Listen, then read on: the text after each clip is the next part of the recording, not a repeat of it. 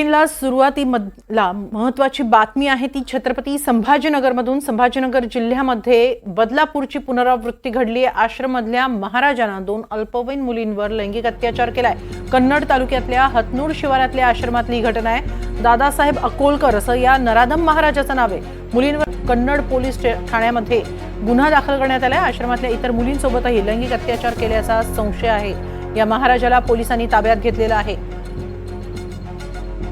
याबाबत अधिक माहिती घेऊया आमचे प्रतिनिधी मोहसिन शेख यांच्याकडून। मोहसिन, संभाजीनगर जिल्ह्यातल्या या आश्रमातल्या महाराजांना मुलींवर लैंगिक अत्याचार केल्याची माहिती आहे, काय अधिक माहिती मिळतेय?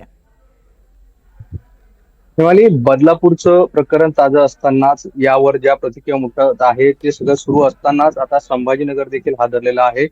संभाजीनगरच्या कन्नड तालुक्यातील जे आहे तर हतनूर म्हणून गाव आहे आणि त्या हतनूर जवळ शिवारातच जैतापूर रोडवर एक मुलींचा आश्रम आहे आणि या आश्रमात मुलींना शिक्षण दिलं जातं, धार्मिक शिक्षण दिलं जातं।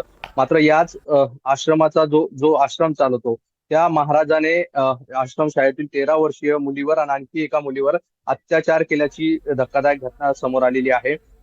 जेव्हा या मुली आश्रमामध्ये सकाळचं शिक्षण घेऊन रात्री झोपण्यासाठी आल्या होत्या, त्यानंतर 20 तारखेची ही सगळी घटना आहे। 20 तारखेला या महाराजाने सुरुवातीला 13 वर्षीय एका मुलीला बळजबरीने तिच्यावर अत्याचार केला आणि त्याच दिवशी आणखी एका मुलीवर देखील त्याने अत्याचार केल्याची माहिती समोर येत आहे।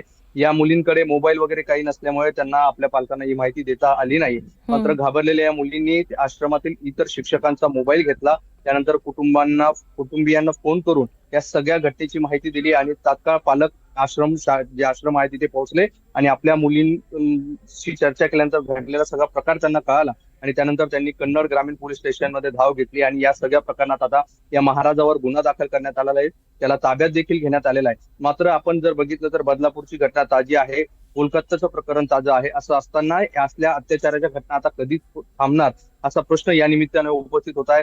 जे शिक्षक आहे ज्यांना जे देश घडवतात असं आपण म्हणतो, आता आश्रम शाळेत देखील शिक्षणाचे धडे दिले जात होते, धार्मिक धडे दिले जात होते। मात्र याच ठिकाणी जो शिक्षक होता, जो धडे देत होता, त्या महाराजानेच आता या मुलींवर अत्याचार केल्याची घटना समोर आल्याने सर्वत्र या घटनेचा बद्दल संताप व्यक्त केला जातोय। आता या महाराजाला बेड्या देखील ठोकण्यात आलेल्या आहेत। धन्यवाद मोहसिन, आपण दिलेल्या या सविस्तर माहितीबद्दल।